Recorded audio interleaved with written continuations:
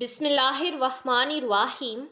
حضرت عمر نے حضور پاک صلی اللہ علیہ وسلم کو قتل کرنے کا ارادہ کیوں کیا؟ پیارے دوستو، وہ تلوار جو محمد صلی اللہ علیہ وسلم کے قتل کے لیے اٹھی تھی، اسی لمحے ایمان کے نور سے جگمگا اٹھی۔ قریش کے قبیلے میں ایک شخص ایسا بھی تھا جسے اس کی بہادری، سخت دلی اور بے پناہ غیرت کی وجہ سے جانا پہچانا جاتا تھا۔ یہ شخص کوئی اور نہیں بلکہ حضرت عمر بن خطاب تھے۔ قد و قامت میں بہت بلند، جسم میں بھرپور طاقت اور بات میں تیز، اور ان کی آواز میں ایک ایسی گونج تھی کہ بڑے بڑے سردار بھی دبک جاتے تھے۔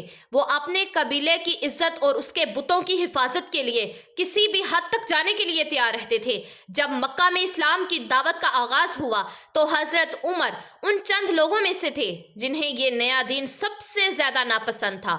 وہ اسے قریش کی روایتوں کے خلاف اور بتوں کی توہین سمجھتے تھے۔ ان کے دل میں اس دین اور اس کے پیغمبر حضرت محمد صلی اللہ علیہ وسلم کے لیے شدید نفرت اور غصہ تھا۔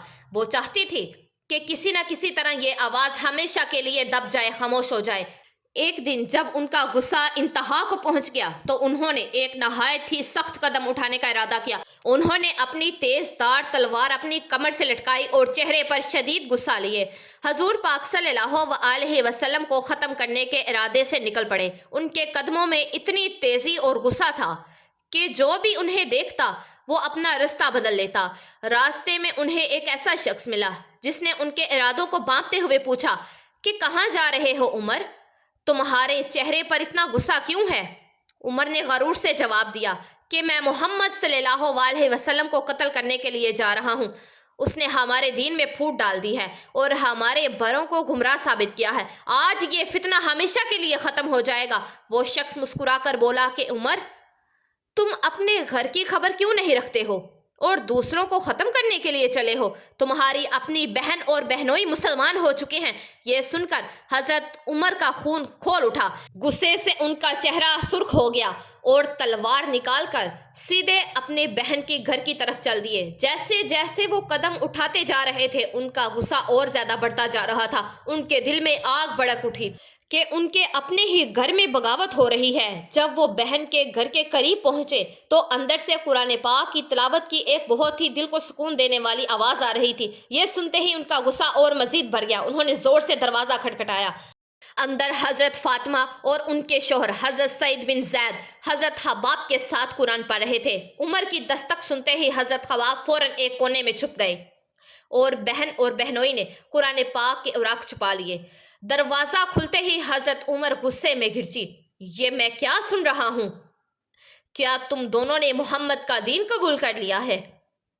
حضرت سعید نے بڑی ہمت اور مضبوطی سے کہا کہ عمر، ہاں، ہم ایمان لے آئے ہیں اور محمد اللہ کے رسول ہیں۔ بس اتنا ہی سننا تھا کہ حضرت عمر کا غصہ اور بھڑک اٹھا۔ انہوں نے اپنی بہنوئی کو زمین پر گرا دیا اور شدت سے مارنا شروع کر دیا۔ ان کی بہن حضرت فاطمہ اپنے شوہر کو بچانے کے لیے آگے بڑھی تو عمر نے انہیں زور سے دھکا دیا جس سے وہ گری اور ان کے چہرے سے خون بہنے لگا۔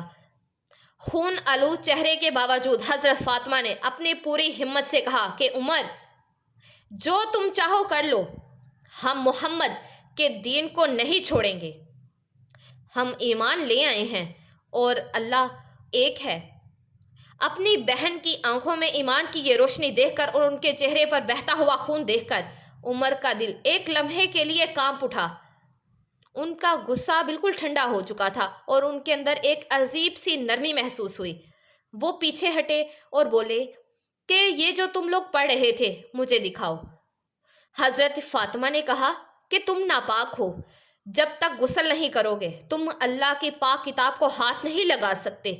حضرت عمر نے فوراً غسل کیا۔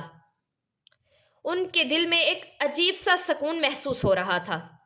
جب وہ واپس آئے تو ان کی بہن نے قرآن پاک کا صفحہ ان کے ہاتھ میں دیا اور ان کی آنکھوں نے پہلا جملہ پڑھا، اے محمد، ہم نے یہ قرآن اس لیے نہیں اتارا کہ تم مصیبت میں پڑ جاؤ۔ پڑھتے پڑھتے حضرت عمر کے ہونٹ کانپنے لگے۔ یہ الفاظ ان کے دل کی گہرائیوں میں اتر گئے۔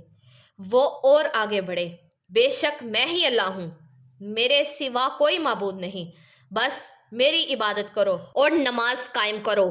یہ الفاظ تیر کی طرح ان کے دل میں چبھ گئے۔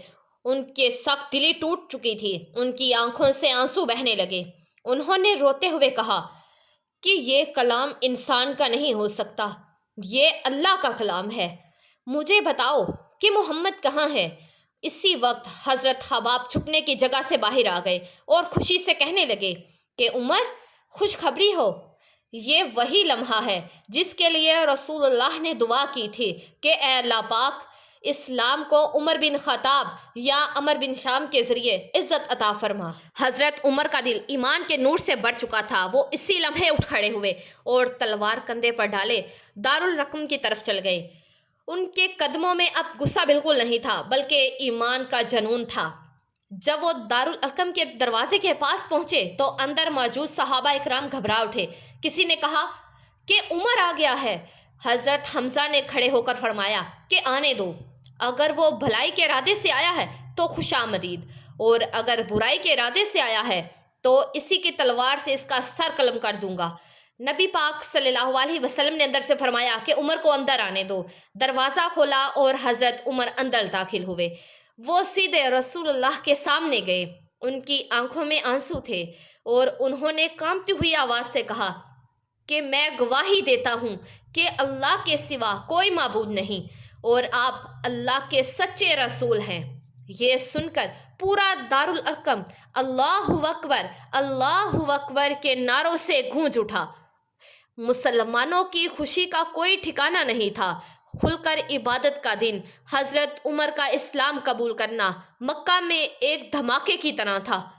قریش کے سرداروں پر خوف طاری ہو چکا تھا اور مسلمانوں کے دل میں ایک نئی روشنی اور ہمت پیدا ہو چکی تھی۔ اس دن حضرت عمر نے رسول اللہ سے فرمایا کہ یا رسول اللہ، کیا ہم حق پر نہیں ہیں؟ نبی نے فرمایا کہ ہاں، یقیناً ہم حق پر ہیں۔ عمر نے کہا کہ تو پھر ہم کیوں چھپے؟ ہمیں کھل کر اللہ کی عبادت کرنی چاہیے۔ یہ الفاظ سن کر صحابہ اکرام کے دلوں میں ایک نئی آگ بھڑک اٹھی۔ اسی دن یہ فیصلہ ہو چکا کہ چھپ چھپ کر عبادت نہیں بلکہ اب کھلے عام اللہ کی عبادت کی جائے گی۔ حضرت عمر نے مشورہ دیا کہ ہم سب مل کر 2 صفوں میں چلیں گے۔ ایک صف کی قیادت وہ خود کریں گے اور دوسری کی قیادت حضرت حمزہ۔ دونوں کی بہادری اور رعب سے پورا مکہ کانپ اٹھا۔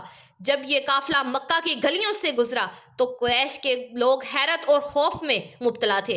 وہ مسلمان جنہیں وہ اذیتیں پہنچاتے تھے آج سر اٹھا کر چل رہے ہیں۔ جب وہ خانہ کعبہ کے پاس پہنچے تو حضرت عمر نے زور سے اللہ اکبر کا نعرہ بلند کیا۔ ان کی غرضدار آواز سے پورا مکہ گونج اٹھا۔ یہ پہلی بار تھا کہ مسلمانوں نے خانہ کعبہ میں کھل کر جماعت کے ساتھ نماز ادا کی۔ اس دن سے اسلام چھپ کر رہنے والا دین نہیں رہا بلکہ مکہ کی گلیوں میں اس کی طاقت اور شان پھیل چکی تھی۔ نبی پاک نے انہیں الفاروق کا لقب دیا، یعنی حق اور باطل کے درمیان فرق کرنے والا۔ وہ عمر جو کل تک اسلام کے دشمن تھے آج اسلام کے سب سے بڑے محافظ بن چکے تھے۔ جی تو پیارے دوستو، جیسا کہ آپ نے دیکھا کہ حضرت عمر رضی اللہ تعالیٰ عنہ کا دل ایمان کی روشنی سے منور ہو چکا تھا۔ ایک حدیث میں حضور پاک صلی اللہ علیہ وسلم نے فرمایا کہ میرے بعد اگر کوئی نبی ہوتا تو وہ عمر بن خطاب ہوتے۔ حضرت عمر بن خطاب رضی اللہ تعالیٰ عنہ تو وہ ہیں جن کو آقا کریم صلی اللہ علیہ وسلم نے مانگا تھا۔ حضرت عمر بن خطاب رضی اللہ تعالیٰ عنہ تو وہ ہیں جنہوں نے 22 لاکھ مربع میل پر اسلام کا جھنڈا لہرایا تھا۔ حضرت عمر بن خطاب رضی اللہ تعالیٰ عنہ تو وہ ہیں کہ جن کو دیکھ کر شیطان بھی اپنا رستہ بدل لیتا تھا۔ حضرت عمر بن خطاب رضی اللہ تعالیٰ عنہ تو وہ ہیں کہ جن کی بہادری پر یہودی یہ کہنے پر مجبور ہو گئے تھے کہ اگر عمر 10 برس اور حکومت کرتے تو پوری دنیا میں نبی پاک صلی اللہ علیہ وسلم کا حکم نافذ کروا دیتے۔ حضرت عمر بن خطاب تو وہ ہیں جو آج ہمارے پیارے نبی صلی اللہ علیہ وسلم کے مبارک قدموں میں آرام فرما رہے ہیں۔ جی تو میرے پیارے دوستو، میں امید کرتی ہوں کہ یہ ویڈیو آپ لوگوں کو ضرور پسند آئے گی۔ اس کو آگے شیئر لازمی کیجیے گا، اور اگر آپ نمرا وائس اسٹوریز چینل پر نئے ہیں تو پلیز ہمارے اس چینل کو لازمی سبسکرائب کر دیجیے گا، ویڈیو کو لائک کر دیجیے گا اور بیل آئیکن کے بٹن کو پریس کر دیجیے گا۔ دعاؤں میں مجھے یاد رکھیے گا اور اپنا ڈھیر سارا خیال رکھیے گا۔ جزاک اللہ۔